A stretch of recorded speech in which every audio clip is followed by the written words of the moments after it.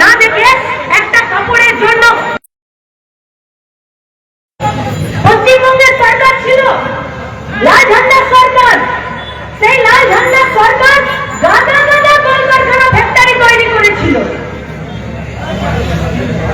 Bakreshwar, Titagarh, Batgarh, Haldia, Rajarhat, New Town, IT sector কি বানায়নি পশ্চিমবঙ্গের লাল ঝান্ডার সরকার?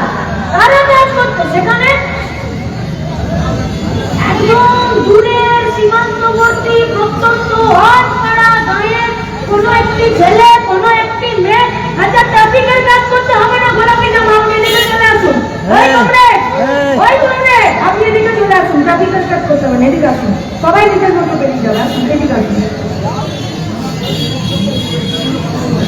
তাহলে গরিব বাড়ির বাচ্চারা সরকারি স্কুলে বিনা বেতনে লেখাপড়া করতো, আর মা বাপের একটা ভরসা ছিল পশ্চিমবঙ্গের স্কুলের উপরে যে লেখাপড়া করতে গেলে যদি দু কলম পড়তে পারে তাহলে কোথাও একটা কাজ করবে, চলো একবেলা খাবো না কিন্তু সরকারি স্কুলে পড়াবো। আর আজকে দিদিমণি বলেছে লেখাপড়া করে যে গাড়ি চাপা পড়েছে, ঘুষ দেয় যে চাকরি পাইছে। সাদা খাতা জমা দিয়ে চাকরি হচ্ছে, আর আমাদের বাড়ির ছেলে পুলেদের লেখাপড়ার প্রতি আর আস্থা থাকছে না। কেন?